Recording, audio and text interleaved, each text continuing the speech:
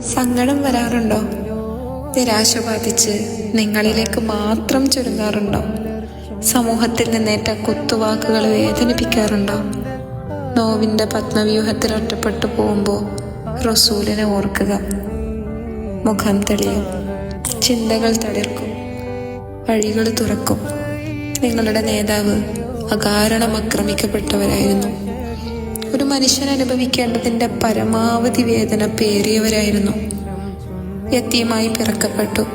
അവഗണന നിറഞ്ഞ നാളുകൾ അതിജയിച്ചു. സ്നേഹത്തോടെ സംരക്ഷിച്ചവരെല്ലാം അടുത്തടുത്ത വർഷങ്ങളിൽ മൺമറഞ്ഞു. പ്രബോധനം കറുത്ത ഓർമ്മകൾ സമ്മാനിച്ചു. പിറന്ന നാട്ടിൽ സമൂഹമധ്യേ ആക്രമിക്കപ്പെട്ടു. അസത്യങ്ങൾ പ്രചരിപ്പിക്കപ്പെട്ടു. നാട് ബഹിഷ്കരിച്ചു. തണൽ തേടിപ്പോയിടം കല്ലെറിഞ്ഞോടിച്ചു. വിശപ്പിന്റെ കാഠിന്യമറിഞ്ഞു. പാലായനം വേദനിപ്പിച്ചു.